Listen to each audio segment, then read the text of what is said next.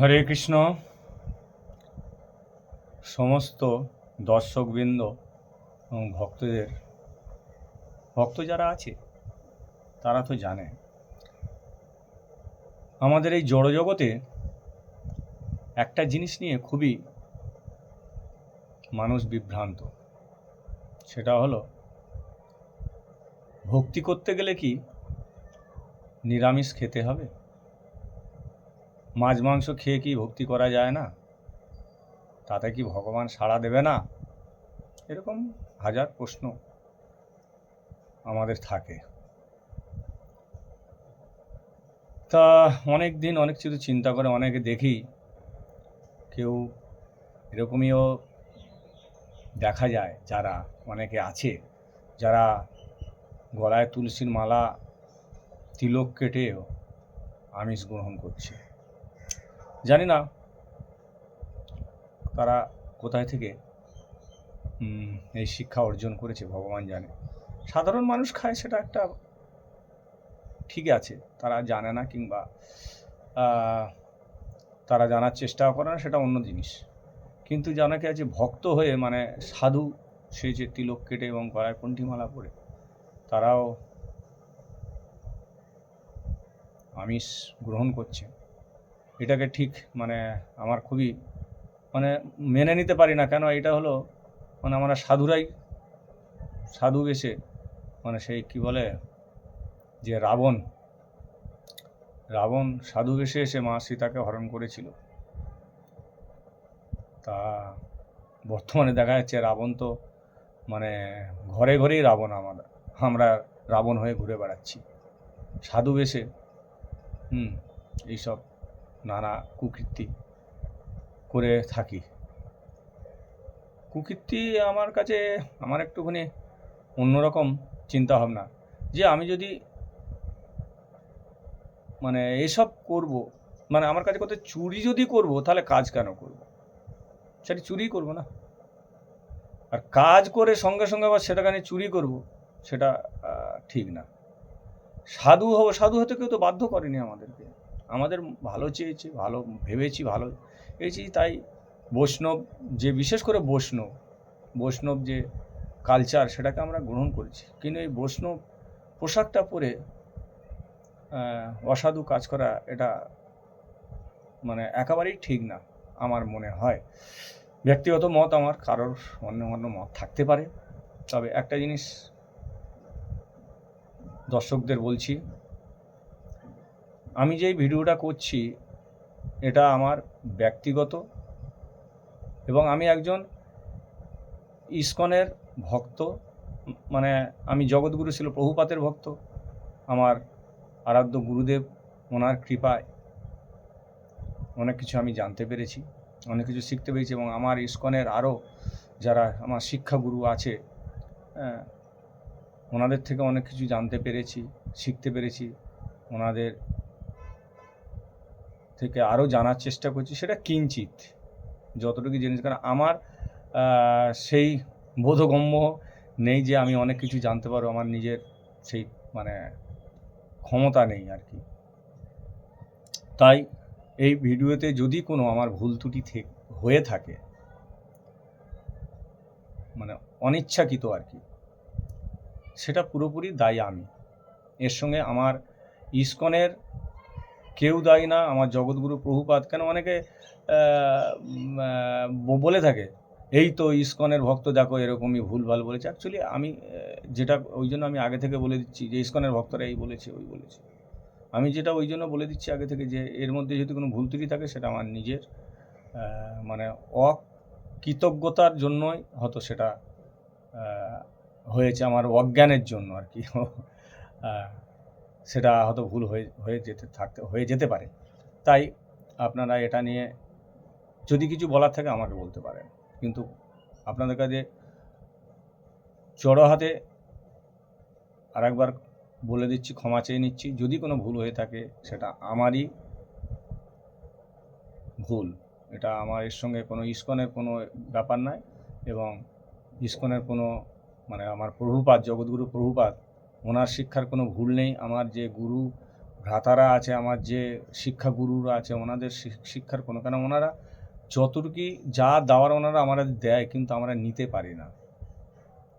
হয়তো আমার শিক্ষাগুরু কিছু একটা পাঠ হচ্ছে, সেখানে কিছু বললো, সেটাকে উনি সুন্দরভাবে বুঝিয়ে দিয়েছি, কিন্তু আমি যদি সেটাকে সেইটাই জিনিসটা যদি আমি তুলে ধরতে চাইছি, আমি যদি ঠিকমতো না তুলে ধরতে পারি, সেটা তো আমার শিক্ষাগুরুর দোষ না, সেটা তো দোষটা আমার, যে আমি ঠিকমতো তুলে ধরতে পারিনি।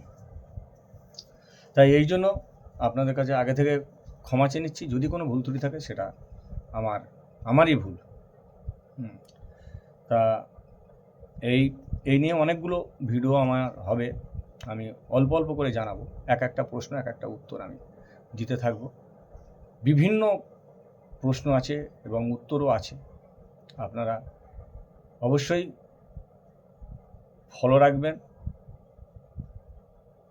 আমার YouTube channel, Facebook Khirachora Gopinath, এই চ্যানেল সাবস্ক্রাইব করবেন, অবশ্যই আপনারা পেয়ে যাবেন। আমি চেষ্টা করব আমার সাধ্যমতো আপনাদের সামনে তুলে ধরতে। এবং বর্তমানে একটা জিনিস আমি দেখেছি, কিংবা আপনারাও হয়তো আমার সঙ্গে এগ্রি হবেন, এই মাছ খাওয়া মানে কিন্তু সব কিছু খাওয়া। কেন, মাছ এমন একটা প্রাণী, এরকম কিছু জিনিস না যে সে খায় না। সমুদ্রে কত কিছু পড়ে সেগুলো তো খায়। আর আজকাল আপনারা হয়তো দেখবেন যেসব ফিশারিগুলো, মাছ সেখানে চাষ হয়, ওখানে কি খাওয়ায় মাছকে আপনারা ধারণা করতে পারবেন না। তারা মাছকে যেগুলো খাওয়ায় আপনাদের কিন্তু দেখতে দেবে না, হয়তো দেখতে পাবেন কিন্তু আপনাদেরকে ভিডিও করতে দেবে না, ছবি তুলতে দেবে। তাহলে কেন? প্রশ্ন হচ্ছে এইখানে। কেন আমি অনেক দেখেছি, বলছে না ভিডিও করতে। আপনি দেখেছেন ভিডিও কেন করা যাবে না, কোনো ছবি তোলা যাবে না, দেয়নি তুলতে। আপনারা চেষ্টা করে দেখবেন, যেখানে ফিশারি আছে ওখানে যারা যে খাদ্যগুলো মানুষ মাছকে খাওয়ায়, আপনাদেরকে তুলতে দেবে না, ভিডিও করতে দেবে না।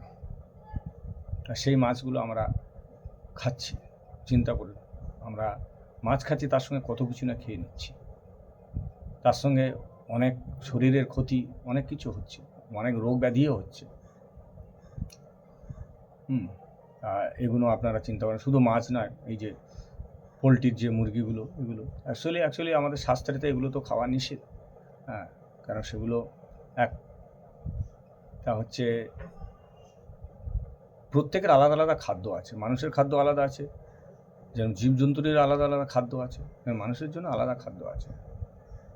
ভগবান সেসব ব্যবস্থা করে রেখেছে, কিন্তু আমরা সেগুলো বাদ দিয়ে, মানুষ এমন একটা প্রাণী, আমরা দুর্লভ মানব জন্ম বলে থাকি, কিন্তু আমরাই প্রকৃত মেনে চলি না, নিয়ম মেনে চলি না। তাই দেখি যে জন্তু জানোয়ার মেনে চলে। যেমন আপনি যদি বলেন একটা বাঘকে ঘাস দেবেন, সে কিন্তু ঘাস খাবে না। একটা হরিণকে যদি আপনি মাংস দেবেন, সে কিন্তু মাংস খাবে না। কিন্তু মানুষ সব কিছু খায়। কিন্তু এটা উচিত না। আমরা জানা উচিত কোনগুলো খাওয়া ঠিক আর কোনগুলো ঠিক না। তাই আমি আজকে শুরু করছি। প্রথম প্রশ্ন, আমিষ আহারে মহাপাপ বলছে। তা দেখা যাক প্রশ্ন উত্তরে কি আছে। প্রথম প্রশ্ন, আমরা জানি বৈষ্ণবগণ মাছ, মাংস, বিড়ি, সিগারেট খান না, কিন্তু যারা মাছ খাচ্ছেন, চা, জর্দা, পান, দোক্তা খাচ্ছেন, বিড়ি খাচ্ছেন, অথচ তারা বৈষ্ণব বলে সমাজে পরিচিত হয়েছেন, তাদের সম্বন্ধে আপনাদের অভিমত কি? এটা ছিল প্রশ্ন।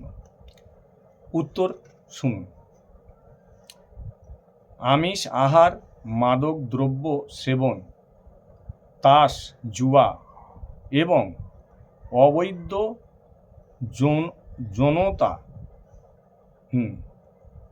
যৌনতা হল শ্রীমদ্ ভাগবত নির্দেশিত কলির আড্ডা।